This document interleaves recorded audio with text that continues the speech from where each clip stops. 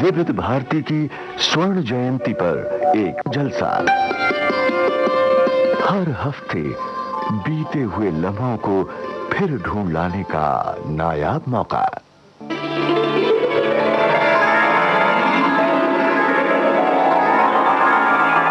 विशेष कार्यक्रम स्वर्ण स्मृति।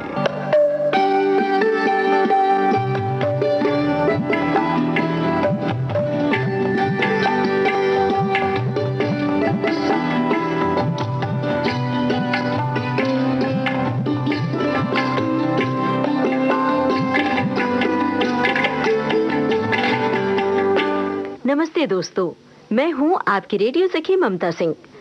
दोस्तों, विविध भारती की स्वर्ण जयंती का आपके लिए अनमोल उपहार है स्वर्ण स्मृति कार्यक्रम।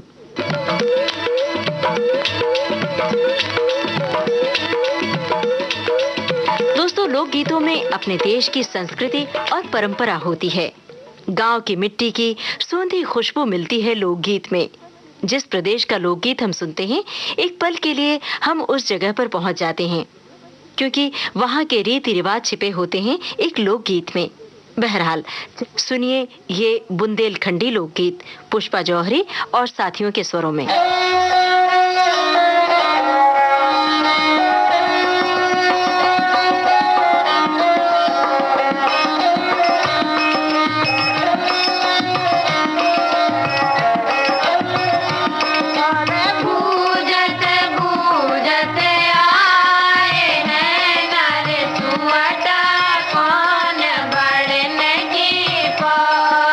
सुवटा कौन बढ़ने की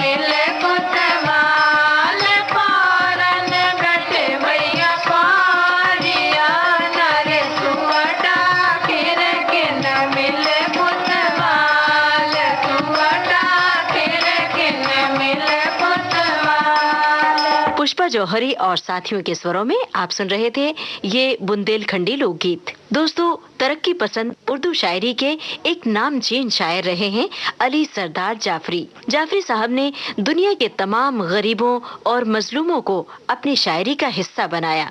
उन्होंने शबाब और शराब के खांचों में कैद उर्दू शायरी को आम आदमी की फिक्र से जोड़ने का काम किया। अरसा पहले वो विविध भारती के स्टूडियो में तशरीफ लाए थे और उन्होंने अपने अशार पढ़े थे। तो आइए सुने अली सरदार जाफरी के अशार। तो इब्तिदा मैं एक ऐसी नज़म से करना चाहता हूँ जो आज के लिए बड़ी अहम है। गुफ्तगू सुनिए। गुफ्तगू बंद न हो, बात से बात चले, सुबह तक शाम मुलाकात चले। गुफ्तगू बंद न हो, बात से बात चले, सुबह तक शाम मुलाकात चले। हम पे हंसती हुई ये तारों भरी रात चले। हों जो अल्फाज के हाथों में है संगे दुश्नाम, तंज छलकाए तो छलकाया करे जहर के जाम। तीखी नजरें हों तुरुश अबरुए खमदार रहें, बन पड़े जैसे भी दिल सीनों में बेदार रहे। बेबसी हर्फ को जंजीर बपा कर न सके, कोई कातिल हो मगर कत्ले नवा कर न सके। सुबह तक ढल के कोई हरफ वफा आएगा, सुबह तक ढल के कोई हरफ वफा आएगा। इश्क आएगा बसद लफ्ज़िश पा आएगा। नजरें झुक जाएंगी, दिल धड़केंगे, लब कांपेंगे।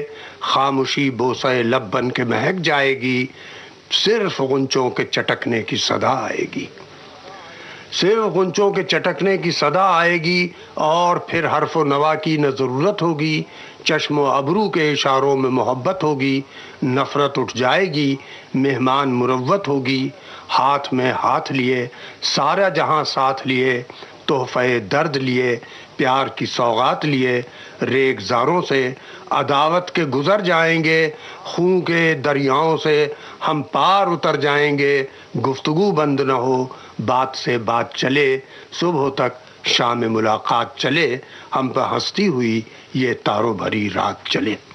एक दूसरी नज़्म है, ये आशिकाना नज़्म है। तुम नहीं आए थे जब, तब भी तो मौजूद थे तुम। आँख में नूर की और दिल में लहू की सूरत।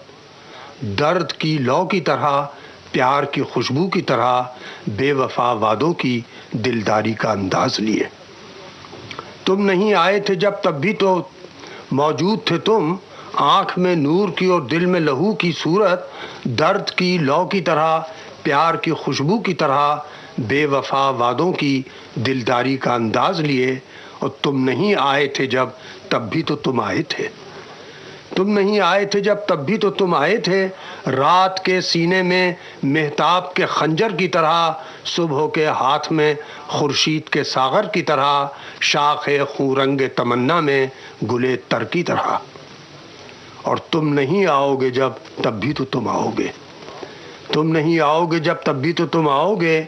याद की तरह धड़कते हुए दिल की सूरत, गम के पैमाने सरशार को छलकाते हुए, बर्ग हाय लब रुखसार को महकाते हुए। जुल्फ दर जुल्फ बिखर जाएगा फिर रात का रंग, शबे तन्हाई में भी लुत्फ़ मुलाकात का रंग। रोज लाएगी सहर तहनीयते जश्न फिराक। आओ आने की करें बात के तुम आए हो। तुम नहीं आए थे जब, तब भी तो मौजूद थे तुम। तुम नहीं आए थे जब, तब भी तो तुम आए थे। तुम नहीं आओगे जब, तब भी तो तुम आओगे। आओ आने की करें बात कि तुम आए हो। अब तुम आए हो तो मैं कौन सी शय नज़र करूं कि मेरे पास बजुज़ मेहरो वफा कुछ भी नहीं। एक दिल एक तमन्ना के सिवा कुछ भी नहीं। इसी ख़ानदान की एक नज़्म मैं और सुना दूं, क्योंकि इस नज़्म को जो मैंने अभी सुनाई है यूँ भी पढ़ा जा सकता है कि तुम नहीं आई थी जब, तब भी तो तुम आई थी। लेकिन मैंने उर्दू की रवायत के हिसाब से पढ़ दिया, उसका मतलब वही है। दूसरी में बात इसी ख़ानदान की है और यही चीज़ है दूसरे अंदाज से। मेरे दरवाजे से अब चाँद को रुखसत कर दो, साथ आया है तुम्हारे जो तुम्हारे घर से। जब हम चलते हैं तो चाँद तारे सब हमारे साथ साथ चलते रहते हैं ना। तो मेरे दरवाजे से तुम चांद को रुखसत कर दो, साथ आया है तुम्हारे जो तुम्हारे घर से, अपने माथे से हटा दो ये चमकता हुआ ताज, फेंक दो जिस्म से किरणों का सुनहरी जेवर, तुम ही तन्हा मेरे गम खाने में आ सकती हो, तुम ही तन्हा मेरे गम खाने में आ सकती हो। एक मुद्दत से तुम्हारे ही लिए रखा है मेरे जलते हुए सीने का दहकता हुआ चांद, दिले खूंगश्ता का हंसता हुआ खुश रंग गुलाब, मेरे दरवाजे से अब चांद को रुखसत कर दो। एक जेल की नज़्म सुनाता हूँ मैं, और मैंने अपने बच्चे की पहली सालगिरह पे ये नज़्म तोहफे की तरह अपनी बीवी के पास भेजी थी, और ये इसकी अल्फाज और ये जो मैंने सुनाई हैं इनके तो क्लासिकल अल्फाज है। ये नज़्म जो है ये बिल्कुल मॉडर्न अंदाज की है। नींद इसका उन्वान है। रात खूबसूरत है नींद क्यों नहीं आती, रात खूबसूरत है नींद क्यों नहीं आती, दिन की खशमगी नज़रें खो गईं स्याही में, आहनी कड़ों का शोर, बेड़ियों की झनकारें, कैदियों की सांसों की तुंदो तेज आवाज़ें, जेलरों की बदकारी, गालियों की बौछारें, बेबसी की खामोशी, खामोशी की फरियादें तहनशी अंधेरे में, बेबसी की खामोशी, खामोशी की फरियादें तहनशी अंधेरे में, शब की शोख दोशीज़ा आहनी हिसारों को, खारदार तारों को पार करके आई है, भर के अपने दामन में जंगलों की खुशबुएं, ठंडकें पहाड़ों की मेरे पास लाई है, रात खूबसूरत है नींद क्यों नहीं आती।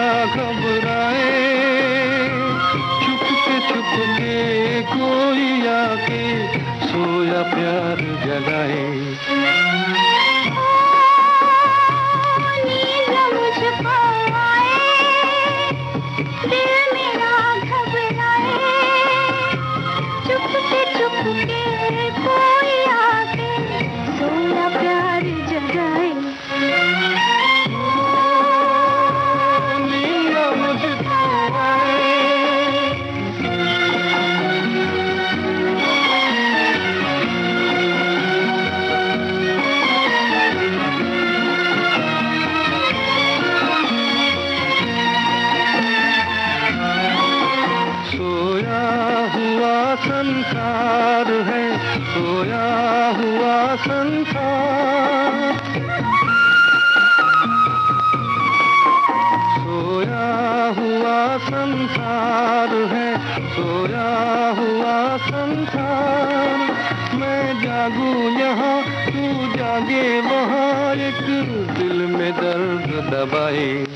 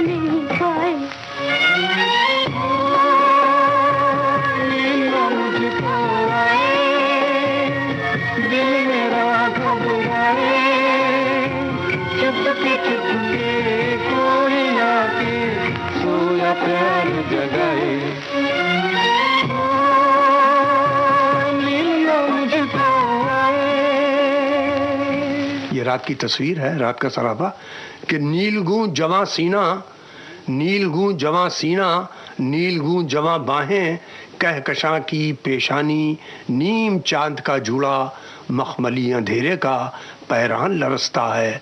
वक्त की स्याह जुल्फें खामोशी के शानों पर खम बखम महकती हैं और ज़मी के होंठों पर नरम शबनमी बोसे मोतियों के दांतों से खिलखिला के हंसते हैं। रात खूबसूरत है, नींद क्यों नहीं आती? रात पेंग लेती है चांदनी के झूले में, रात पेंग लेती है चांदनी के झूले में, आसमान पर तारे नन्हे नन्हे हाथों से बुन रहे हैं जादू सा, झींगरों की आवाज़ें कह रही हैं अफसाना, दूर जेल के बाहर बज रही है शहनाई, रेल अपने पहियों से लोरियां सुनाती है। रात खूबसूरत है, नींद क्यों नहीं आती?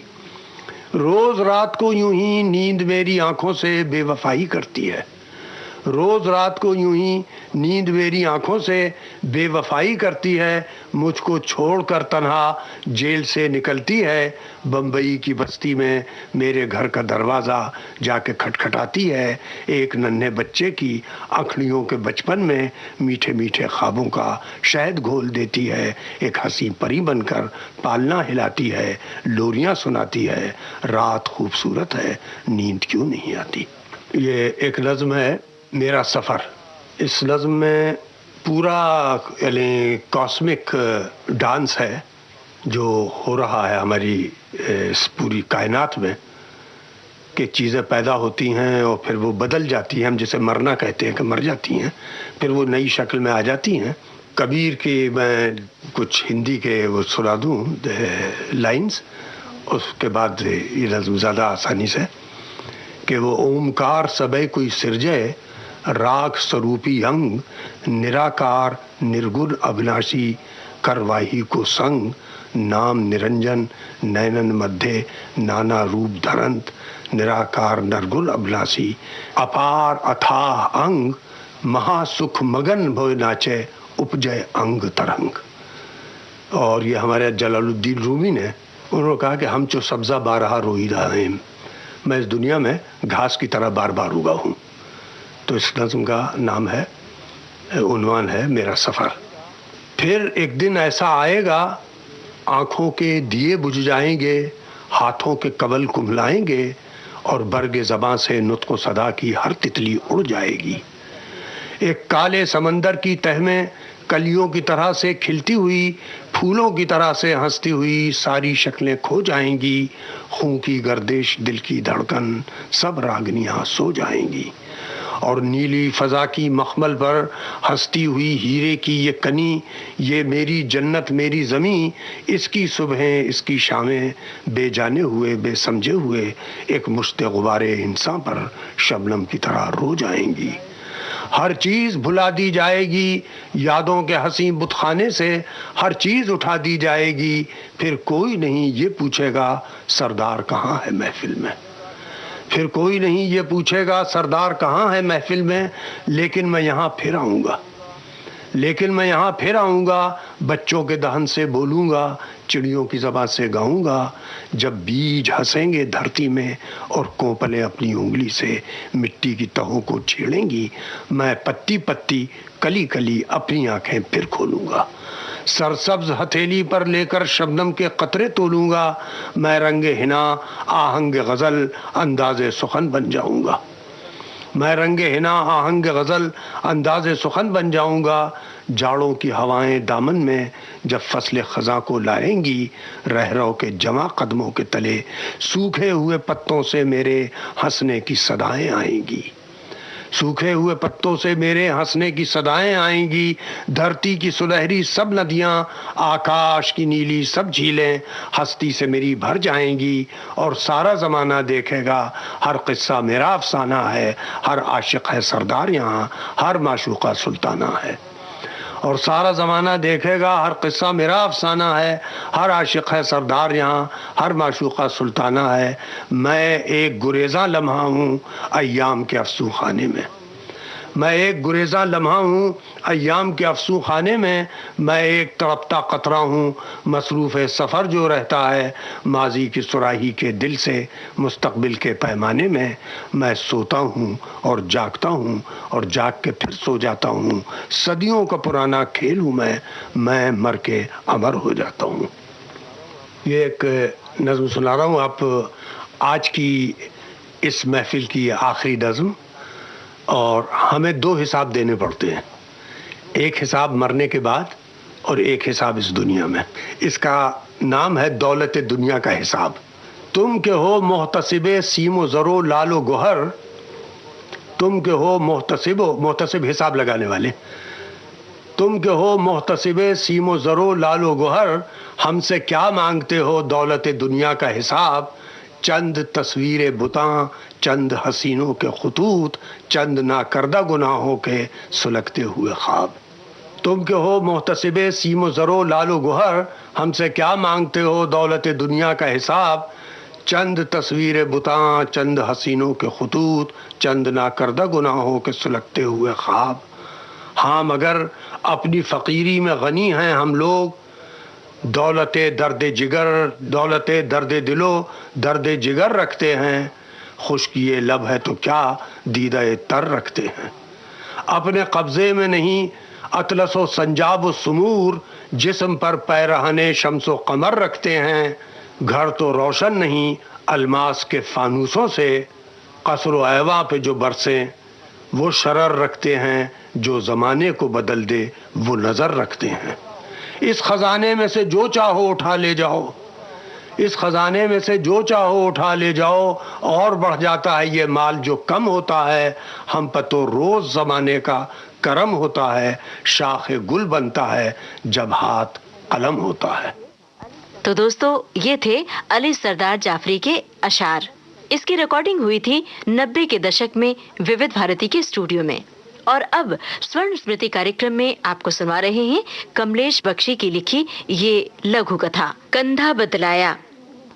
गाँव के विशाल सिंधु में घिरे व्यक्ति के लिए पर्व के आने का समाचार एक भयानक तूफान के आने के समाचार जैसा लगता है। होली का नाम लेते ही बाबूजी माँ पर झल्ला पड़े थे। बच्चों की होली होती है, अब ये बड़े हो गए हैं, अब काहे की होली। मीठा कुछ खाया न खाया कुछ फर्क पड़ता है। खाना जुड़ जाता है, ये क्या कम है। मीठा चाहिए, सब फजूल खर्च हैं। बस मनीष की पढ़ाई के अतिरिक्त में कहीं खर्च नहीं कर सकता, उसे ड्राइवर नहीं बनाना है। माँ चुप हो गई थी। आजकल बाबूजी का एक ही लक्ष्य था, वह पढ़ जाए। जीजी की 8वीं के बाद उसके लिए ही पढ़ाई छोड़नी पड़ी। कॉलेज में उसे भर्ती करवाकर बाबूजी बड़े संतुष्ट लौटे थे। गृहस्थी के बढ़ते बोझ को डायरेक्टर के सामने रख निवेदन कर ओवर टाइम बढ़ाते गए। साथ साथ चाय बीड़ी बढ़ती गई। जागना जो पड़ता, कभी रात को 12 की फ्लाइट से किसी को छोड़ना पड़ता, कभी सुबह 4 की फ्लाइट से किसी को लाना पड़ता। दिन भर की नौकरी करते, हफ्ते में 4 दिन ही घर आ पाते, वहीं गाड़ी में सो जाते। धीरे धीरे टूटते तन को दारू से चलाने लगे।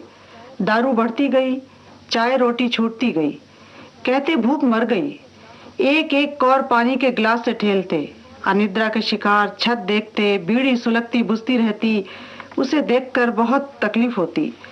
एक बार वह भड़क उठा, बाबूजी ओवर टाइम ना करूं, समय पर घर आ जाऊं, आराम करूं, तुम्हें कैसे देखूंगा, एक अच्छी नौकरी पर लगे। बाबूजी की आंखों में विचित्र सी शून्यता उभर आई थी। घर में वार्तालाप समाप्त हो गया था। वह और जीजी भी कठिनाई से शब्द मुंह से निकालते। वह पढ़ता रहता, सोचता रहता, काश सुबह हो वह M.Com हो जाए, बाबूजी को नौकरी छुड़वा दे, जीजी की शादी कर दे, माँ का इलाज कर ले। गरीबों के लिए समय कहाँ दौड़ता है, केचुए सा रेंगता है। साथ की कंपनी में लगे नए डायरेक्ट ड्राइवर से बाबूजी की पहचान हुई। अपनी जात व गांव के पास का पा उसके पिता से बात की। जीजी की शादी पक्की हो गई। घर में हल्की सी खुशी की ज्योति जगमगाई, पर शीघ्र ही तेलहीन बाती सी बुझने लगी। बाबूजी अचानक अस्वस्थ हो गए। कर्तव्य उसे झंझोड़ने लगा। बस हो चुकी पढ़ाई। कुछ दिन बाद बाबूजी निराश खूब पिए हुए लौटे। वह भी कई दिनों से देख रहा था बाबूजी की सूनी आंखों में बोरायापन सा नजर आता था। सुबह उठकर बाबूजी ने काम पर जाने की जल्दी नहीं दिखाई। किसी को हिम्मत न हुई कुछ पूछने की। वह भी सीधा डायरेक्टर साहब के सामने जा खड़ा हुआ, मौन, प्रश्न आंखों में। घबराओ नहीं, उनके मस्तिष्क का संतुलन कुछ बिगड़ गया है। इस हफ्ते में 2-3 बार दुर्घटना होते होते बची। बहुत अधिक पीने से ऐसा हुआ। कितना समझाया, अपने पांव आप कुल्हाड़ी मारी। खैर, डॉक्टर को दिखाया, दवाएं ले जाओ, कुछ समय आराम करें, फिर देखेंगे। वैसे ड्राइविंग के लिए रिस्क नहीं ले पाऊंगा, किसी और जगह बैठा देंगे। डायरेक्टर साहब, तुम कल से आ जाओ, ड्राइविंग सीख लो, तुम्हारे पिता की नौकरी तुम्हें दे देंगे। आंख झुकाए उसने कहा, अच्छा साहब, आ जाऊंगा, कल जरूर आ जाऊंगा। लौटते समय उसे बार बार कचोटता रहा, बाबूजी की स्थिति का जिम्मेदार कौन? स्वयं। घर आकर उसने कहा, कल से तुम्हारी नौकरी पर जाऊंगा। डायरेक्टर साहब बहुत अच्छे हैं बाबूजी। बर्तन मांजती जीजी ने मुड़कर देखा, आंखें डबाडब भरी थीं। माँ पीठ किए ही बैठी रही। बाबूजी पढ़ाई छोड़ने के नाम पर दहाड़ते थे, तू पढ़ेगा, जरूर पढ़ेगा, नहीं तो क्या मेरी तरह पिसेगा। लगता है संघर्षरत सिपाही हथियार डाल गया है। मौन देखते रहे, जैसे सुन ही न रहे हूँ। कंधा बतलाया। ये थी कमलेश बख्शी की लिखी लघु कहानी। दोस्तों, एक सुनहरा गीत, सुनहरे गीत के इस मोती में भावनाओं की ऐसी लड़ियां हैं जो हम सबको खूबसूरत लगती हैं, जो हम सबका मन मोह लेती हैं। इस गीत के कोमल भाव, महीन महीन सुर ऐसे लगते हैं जैसे पूरी दुनिया सुरीली हो गई हो, जैसे पूरी कायनात में सिर्फ प्यार का रंग बिखरा हो। तो सुनिए ये गीत और आंखें मूंद कर कुछ पल के लिए खो जाइए भावनाओं की दुनिया में।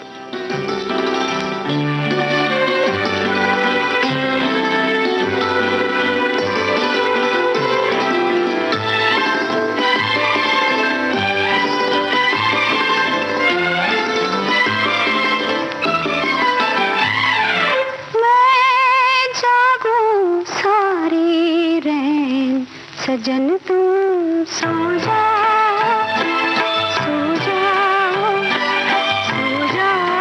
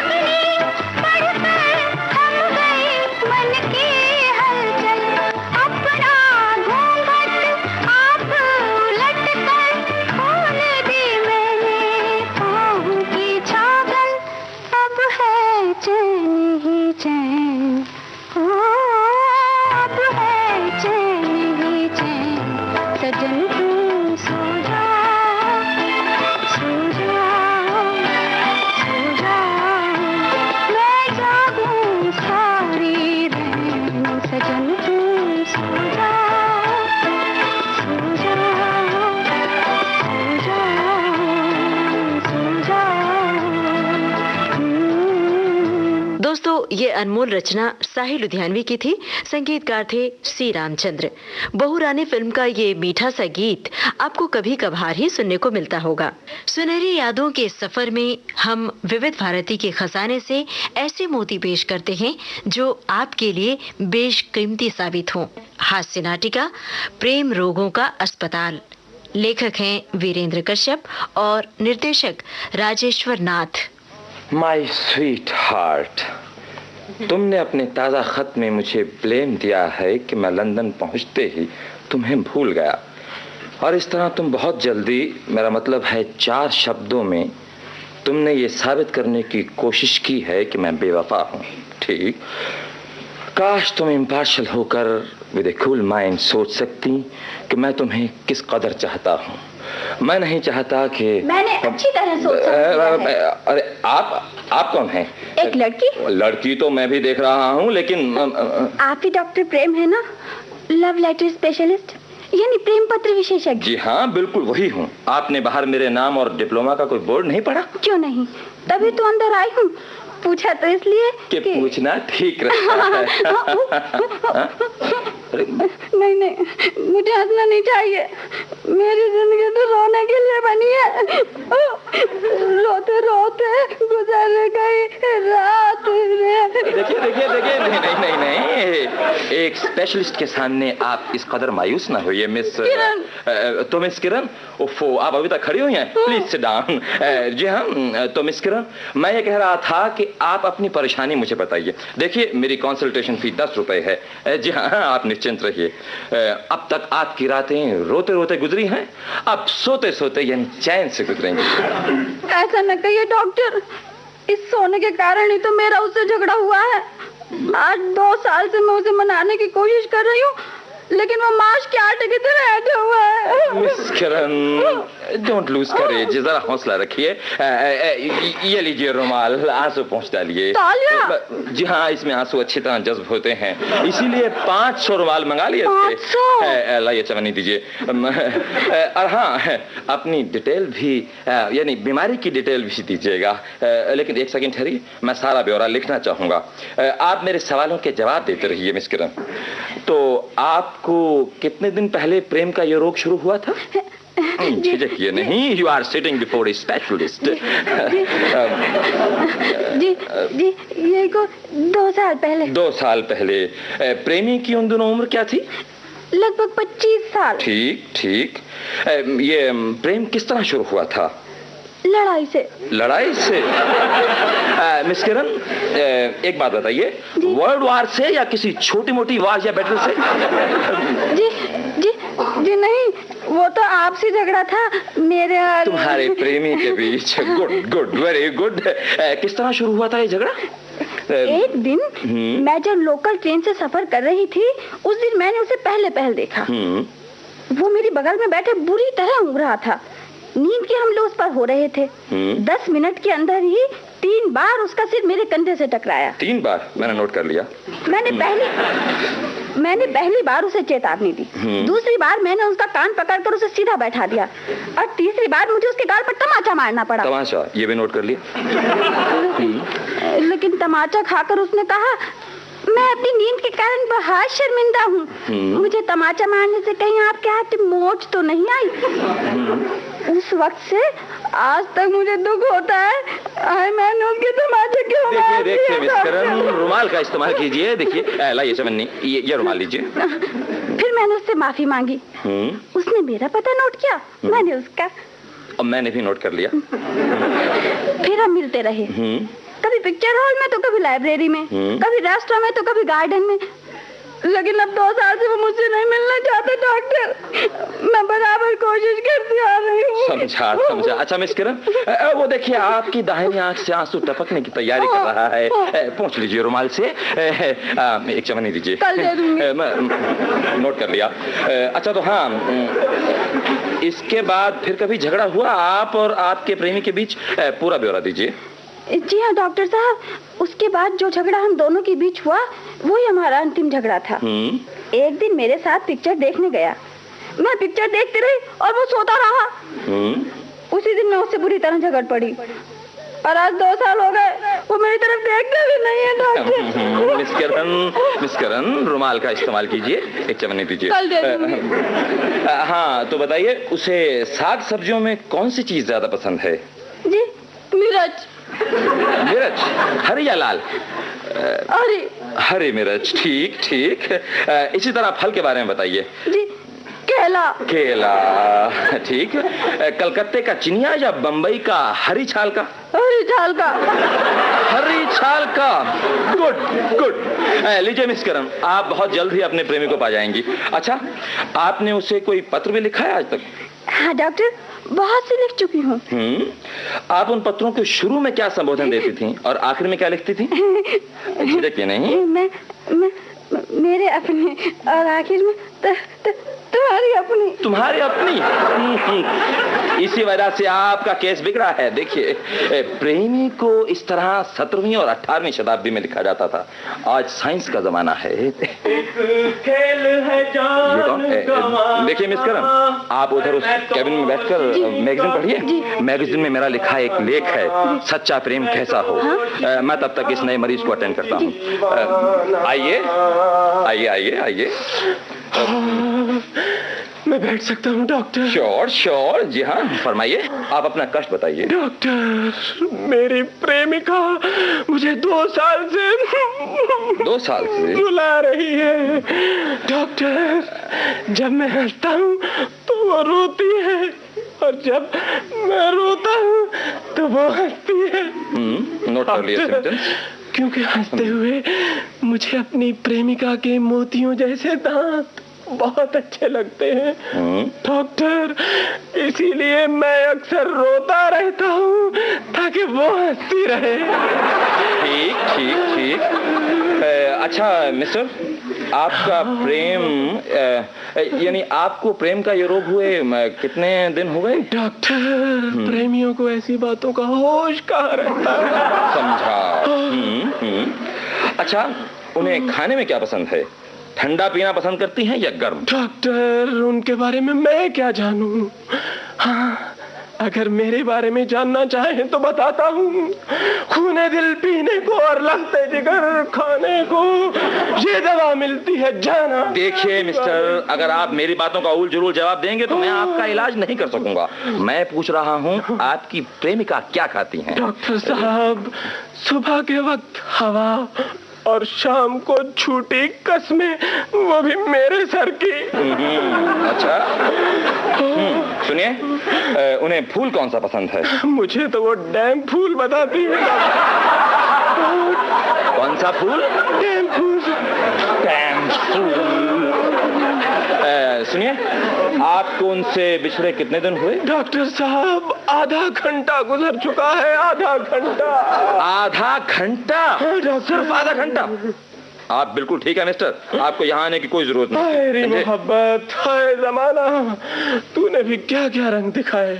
यानी डॉक्टर रोगी से कह रहा है कि तू तंदुरुस्त है, उनको देखे से जो आ जाती है मुंह पर रौनक, ये समझते हैं कि बीमार का हाल अच्छा है। डॉक्टर साहब, मैं आपको मुंह मांगी फीस दूंगा, आप उससे मेरा मेल करा दीजिए। कोई ऐसा नुस्खा बताइए कि वो बात बात पे रूठना छोड़ दे। डॉक्टर साहब, हो जाएगा। मैं नुस्खा प्रेम पत्र के रूप में दूंगा, जिसको बनाने की फीस 25 रुपए होगी, समझे? अच्छा, आपने उन्हें आज तक कोई पत्र लिखा था या नहीं? रोजाना 5-7 चिट्ठियां उन्हीं के नाम पोस्ट करता हूँ डॉक्टर, और इतवार को लिखी हुई चिट्ठियां उन्हें पर्सनली दे आता हूँ। ठीक है, ठीक है, आपकी परेशानी दूर हो जाएगी।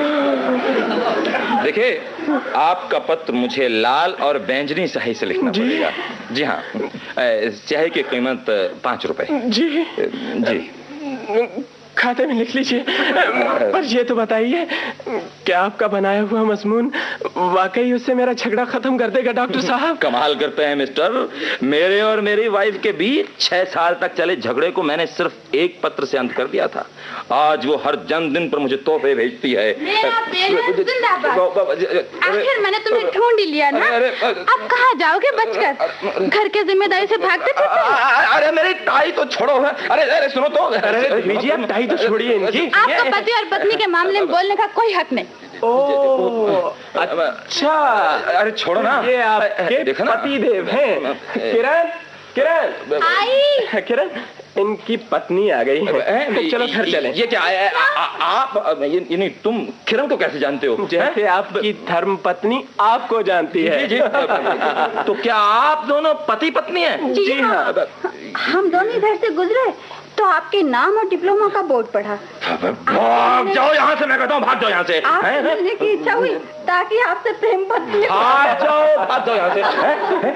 लड़का पति और लड़की बड़े आए बनकर प्रेम पत्र विशेषज्ञ, प्रेम रोगियों का अस्पताल खोलने। चलो चलो घर। जा रहा हूँ। अरे जा रहा हूँ।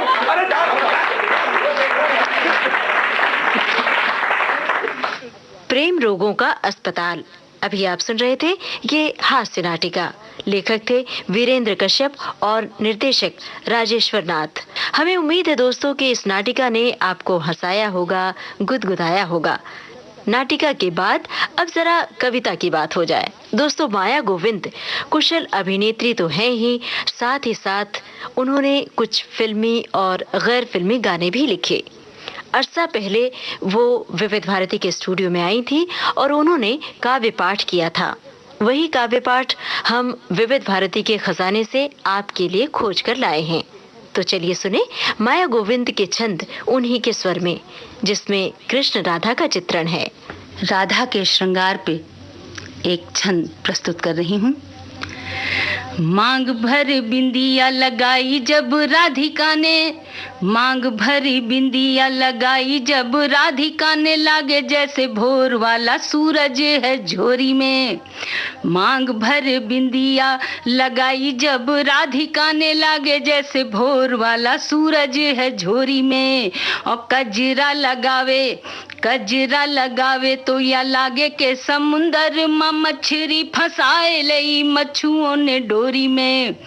और गोरे गोरे मुखड़े पे घुंघटा सुनहरा यूं, गोरे गोरे मुखड़े पे घुंघटा सुनहरा यूं, जैसे चांद राखे कोई सोने की कटोरी में। गोरे गोरे मुखड़े पे घुंघटा सुनहरा यूं, जैसे चांद राखे कोई सोने की कटोरी में। और नाक मन थनिया वा धीरे धीरे डारे, ऐसे जैसे को मालदार ताला देती जोरी में। नाक मन थनिया व धीरे धीरे डारे, ऐसे जैसे को मालदार ताला देती जोरी में। दूसरा छंद प्रस्तुत कर रही हूँ। इसमें कृष्ण की हीरे की मुंदरी खो गई है, वो राधा की लट में अटक गई है और ललिता सखी देख लेती है और जा करके वो अंगूठी निकालती है और कृष्ण को देती है।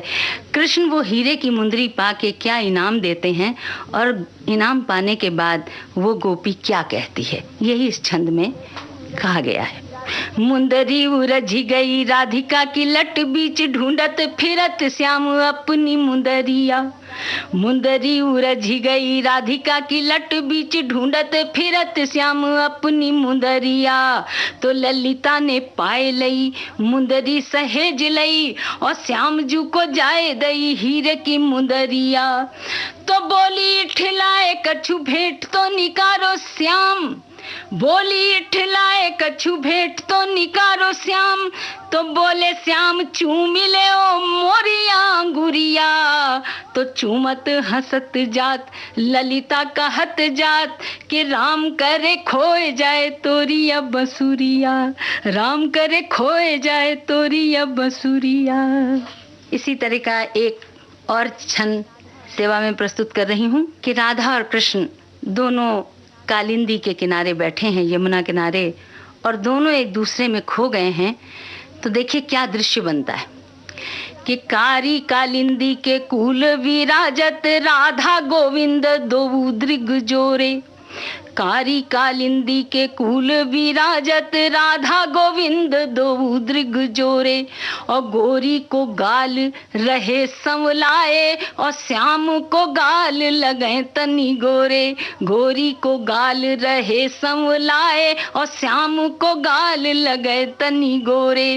गोरी में श्याम मिलो जस पानी में, दूध और दूध में पानी मिलो रे, गोरी में श्याम मिलो जस पानी में, दूध और दूध में पानी मिलो रे, ढूंढत है दृग में दृग दो, कहाँ दृग तोरे कहाँ दृग मोरे, ढूंढत हैं दृग में दृग दो, कहाँ दृग तोरे कहाँ दृग मोरे। और एक क्षण मैं विरह श्रृंगार का भी बताना चाहती हूँ। सुनिए कि राधा पागल हो गई है, दीवानी हो गई है, कृष्ण से छोड़ करके मथुरा चले गए, तो राधा की क्या दशा हो गई है, उस दृश्य का वर्णन मैं कर रही हूँ। कि सावन आए गयो सुनी डार को, सावन आए गयो सुनी डार को, तोड़त है पुनी जोरत राधा, सावन आए गयो सुनी डार को, तोड़त है पुनी जोरत राधा। और देखी घटा घन श्याम बने झट, मोरनी अंग मरोरत राधा, देखी घटा घन श्याम बने झट, मोरनी अंग मरोरत राधा। चांद में दिखे मुरारी तो थारी में, चांद में दिखे मुरारी तो थारी में, अरे चांद आकाश से तोरत राधा, चांद में दिखे मुरारी तो थारी में, चांद आकाश से तोरत राधा। फागुन जानी के आप ही चूनर, बोरी के रंग निचोरत राधा, फागुन जानी के आप ही चूनर, बोरी के रंग निचोरत राधा। और जिस समय मथुरा से कृष्ण ने उद्धव को भेजा कि जाओ ब्रज चले जाओ, वहाँ राधा एक बड़ी ही सुंदर नारी है, जिसका चेहरा जो है वो इतना सुंदर है जैसे चंद्रमा हो, और वो कदम के फूलों की तरह से खिली हुई है। लेकिन वहाँ जाकर के उद्धव क्या देखते हैं, जो देखते हैं वो चिट्ठी में कृष्ण को लिख के भेजते हैं, वो मैं आपके सामने रख रही हूँ। कि पूनम को नहीं चांद मिलो, पूनम को नहीं चांद मिलो, तोरी राधा मावस रात सी है गई, पूनम को नहीं चांद मिलो, तोरी राधा मावस रात सी है गई। और काह कहों कहीं वो नहीं जाए, वह एक जुआरी की मात सी है गई, काह कहों कहीं वो नहीं जाए, वह एक जुआरी की मात सी है गई। और तैने कदम्ब को फूल कही, तैने कदम्ब को फूल कही, वह कदम्ब तले झरे पात सी है गई, तैने कदम्ब को फूल कही, वह कदम्ब तले झरे पात सी है गई। आओ हरी ब्रज डूबत राधा, बिना बदरा बरसात सी है गई, आओ हरी ब्रज डूबत राधा, बिना बदरा बरसात सी है गई। आंखों पे दो छंद प्रस्तुत कर रही हूँ। आँखिन में प्रीत रस रीत सब, आँखिन में, आँखिन में प्रीत रस रीत सब, आँखिन में दुनिया के सारे छल छंद हैं इशारे में, आँखिन में प्रीत रस रीत सब, आँखिन में दुनिया के सारे छल छंद हैं इशारे में। और आँखिन में काम है कटाई है ढिटाई सब, आँखिन में खोट चतुराई है नजारे में। आँखिन में सुरा मद विश्व भरे कूट कूट, आँखिन में सुरा मद विश्व भरे कूट कूट, का मैं कहूँ का न कहूँ आँखिन के बारे में। और फन काढ़े नागों पे मुकदमा चलावे कौन, काटी छिप जाते हैं ये पलक पिटारे में। फन काढ़े नागों पे मुकदमा चलावे कौन, काटी छिप जाते हैं ये पलक पिटारे में। दूसरा छंद प्रस्तुत करती हूँ। इसमें एक बहुत सुंदर दृश्य बनता है कि जब कन्हैया ने गोवर्धन पर्वत को अपने नख पे धारण किया, उस समय सारे ब्रज के गोपी ग्वाल उस पर्वत के नीचे आके खड़े हो गए, चारों तरफ लोग शरण लेने के लिए खड़े हो गए।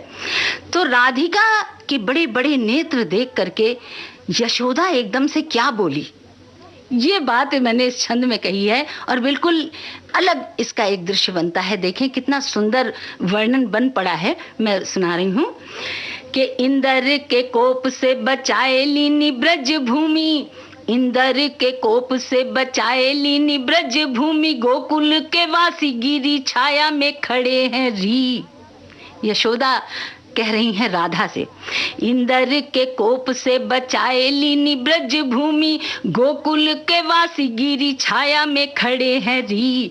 और कहीं न पहाड़ गिर जाए मरी जाए सब, सब के नयन आंसुआन से भरे हैं री। तो बोलत यशोदा सुन राधे रानी मेरो लाल, बोलत यशोदा सुन राधे रानी मेरो लाल, विचल न जावे सभी हृदय में डरे हरी।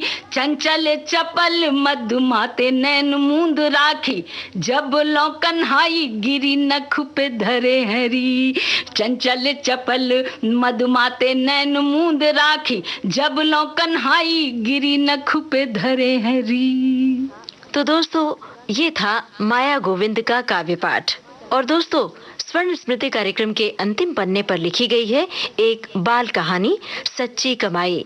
लेखक हैं वैद्य शिवलाल सोनी, कलाकार हैं उमेश अग्निहोत्री। किसी गांव में मोहनलाल अपनी पत्नी व बच्चों के साथ रहता था। रात दिन मजदूरी करने पर भी उसके घर का खर्च नहीं चलता था। एक दिन वो किसी सज्जन से मिला। तब उन सज्जन ने कहा कि तुम जब तक सच्ची कमाई नहीं करोगे तब तक तुम्हारी परेशानी दूर नहीं होगी। मोहनलाल ने पूछा कि सच्ची कमाई मुझे कैसे मिलेगी?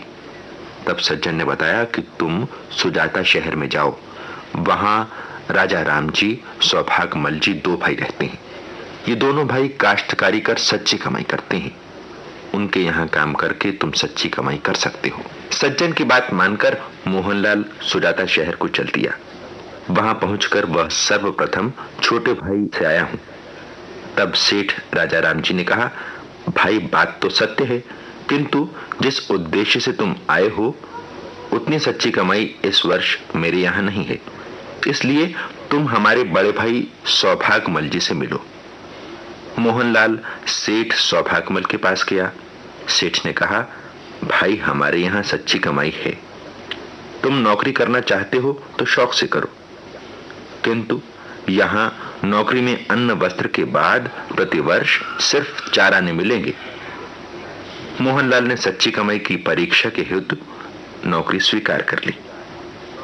इस प्रकार नौकरी करते हुए मोहनलाल को 2.5 वर्ष हुए थे कि एक दिन मोहनलाल के गांव के सेठ जी सुजाता शहर में व्यापार के लिए आए। वे मोहनलाल से मिले और कहा कि तुम्हारे बाल बच्चे बड़े परेशान हैं, तुमने उनके खर्च के लिए कुछ भी नहीं भेजा। मोहनलाल ने सेठ से कहा कि पैसे मैं 3 वर्ष नौकरी करने के बाद लेकर आऊंगा। फिर भी वो सेठ सौभागमल के पास गया। वह अपनी 2.5 वर्ष की नौकरी के पैसे 10 आने ले आया। उन 10 आनों के 10 अनार खरीदकर उसने गांव से आए सेठ जी को दे दिए। कहा, ये अनार मेरे बच्चों को दे दीजिएगा। सेठ जी अपनी बैलगाड़ी लेकर वापस अपने गांव रवाना हो गए। रास्ते में एक शहर पड़ता था। वहां सेठ जी ने रात्रि व्यतीत की। अचानक वहां के राजा के लड़के की तबीयत खराब हो गई। वैद्यों ने सुजाता शहर के अनार के रस के साथ दवाई देने को कहा और कहा, यदि दवा अनार के रस के साथ न दी गई तो राजकुमार नहीं बचेगा। शहर में तलाश करने पर भी किसी फल वाले के यहाँ अनार नहीं मिले। तब राजा ने धर्मशाला में तलाश करवाई और पाया धर्मशाला में ठहरे सेठ जी के पास अनार हैं। अनार सेठ जी से मांगे गए। सेठ जी ने कहा, ये अनार मेरे नहीं हैं, ये एक ऐसे गरीब के हैं जो 1 वर्ष में केवल 4 आने कमाता है। राजा ने अनार मंगवा लिए। अनार के रस में दवा देने के पश्चात राजकुमार की तबीयत भी ठीक हो गई। राजा बहुत खुश हुए और उन्होंने जिसके अनार हैं उसे ही इनाम मिले, इस विचार से 2 अनारों के दाने निकलवाकर उनमें हीरे जवाहरात भर दिए। 2 अनारों का रस निकालकर 8 अनार वापस देकर 2 अनारों का मूल्य 2 रुपए सेठ जी को वापस दे दिए। सेठ जी ने अपने गांव में आकर मोहनलाल की पत्नी को 8 अनार वो 2 रुपए देकर कहा कि तुम्हारे पति ने 10 आने के अनार दिए थे, किंतु राजा ने 2 अनार खरीदकर 2 रुपए दे दिए। जब मोहनलाल की पत्नी ने अनार तोड़े तो 2 अनारों में हीरे जवाहरात निकले देखकर बड़ी खुश हुई। कुछ जवाहरात बेचकर उसने अपना मकान बनवाया व आनंद से रहने लगी। लेकिन उसने इस बात की मोहनलाल को खबर नहीं की कि कहीं वो सच्ची कमाई छोड़कर घर नहीं चला आवे। जब मोहनलाल के 6 मास और पूरे हुए तब वो 2 आने लेकर अपने गांव आया। वो सोचने लगा कि गांव के लोग जब उससे पूछेंगे कि 3 वर्ष में क्या कमाया तो वो क्या उत्तर देगा। उसे बहुत शर्म आ रही थी। उसने सोचा कि मैं घर रात के समय जाऊंगा।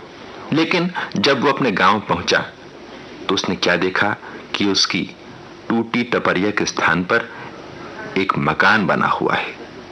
उसे लगा जैसे उसकी टपरिया टूट गई है, बाल बच्चे दरबदर हो गए हैं। उसने अब गांव वालों को मुंह नहीं दिखाकर आत्महत्या करने की सोची और गांव के बाहर जाकर एक कुएं में गिरना चाहा, किंतु उसके पास 2 आने 6 महीने की मजदूरी जेब में थी। उसने सोचा ये 2 आने मेरी 6 महीने की मजदूरी मरने के पहले किसी धर्म कर्म में दे दूं। ऐसा मन में विचार कर वापस गांव में आया। वह गांव के किनारे पर एक गरीब ब्राह्मण के घर जाकर 2 आने ब्राह्मण को दान दे दिए। ब्राह्मण ने अचानक मोहनलाल को देखा तो बहुत हैरान हुआ। बोला, मोहनलाल, मैं तुमसे 2 आने नहीं लूंगा, तुम तो बड़े मालदार हो। तुमने सुजाता शहर से कितना माल भेजा, तुम्हारी झोपड़ी महलों के रूप में बदल गई। इस प्रकार ब्राह्मण के द्वारा भेद खुल गया और वो अपने घर आराम से रहने लगा। इस प्रकार सच्ची कमाई के 2 आने भी मोहनलाल को आत्महत्या से बचाकर अपने मकान पर ले आए। सच्ची कमाई। आप सुन रहे थे ये बाल कहानी। लेखक थे वैद्य शिवलाल सोनी और कलाकार थे उमेश अग्निहोत्री। दोस्तों, आज का स्वर्ण स्मृति कार्यक्रम बस यहीं तक। अब दीजिए इजाजत। नमस्कार।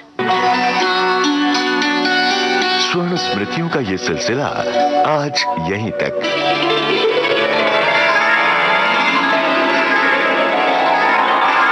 अगले सप्ताह विविध भारती की 50 साला यात्रा में से फिर ढूंढेंगे किसी छूट गए पड़ाव को। तो अगले शनिवार फिर सुनिए स्वर्ण स्मृति।